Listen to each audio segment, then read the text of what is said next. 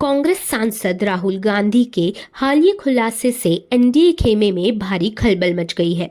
राहुल गांधी ने एक बड़ा दावा किया है कि एनडीए सरकार के कई सांसद उनके संपर्क में हैं और यदि एनडीए सरकार एक छोटी सी गलती करती है तो उनकी सरकार गिर सकती है। उन्होंने स्पष्ट रूप से कहा है कि एनडीए के भीतर असंतोष का माहौल है और कई दल ऐसे हैं जो सरकार गिरने की स्थिति में पाला बदलने के लिए तैयार बैठे हैं। राहुल गांधी ने अपनी बात को आगे बढ़ाते हुए कहा कि लोकसभा चुनाव के बाद भारतीय राजनीति में बड़ा बदलाव आया है।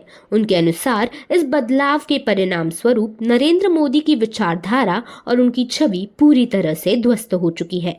राहुल ने जोर देकर कहा कि मोदी सरकार की नीतियों और कार्यों ने जनता में व्यापक असंतोष है और यह असंतोष अब साफ साफ नजर आ रहा है।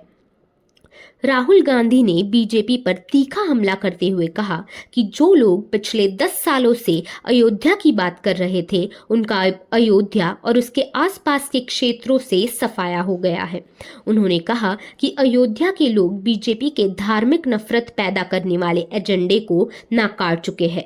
राहुल ने आरोप लगाया कि बीजेपी का मूल ढांचा और विचारधारा, जो धार्मिक विभाजन पर आधारित थी, अब पूरी तरह से ध्वस्त हो चुकी है। इसके इस बयान से बीजेपी और एनडीए के अंदर खलबली मच गई है और असंतोष तेज हो गया है।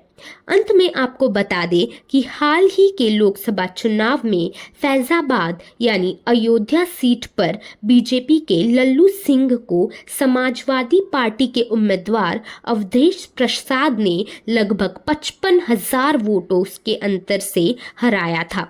यह परिणाम बीजेपी के लिए एक बड़ा झटका था और इसने साबित किया कि अयोध्या के लोग अब बीजेपी के एजेंडे को नकार चुके हैं। तो फिलहाल इस मुद्दे पर आपकी क्या राय है? कृपया कमेंट बॉक्स में अपनी राय जरूर साझा करें।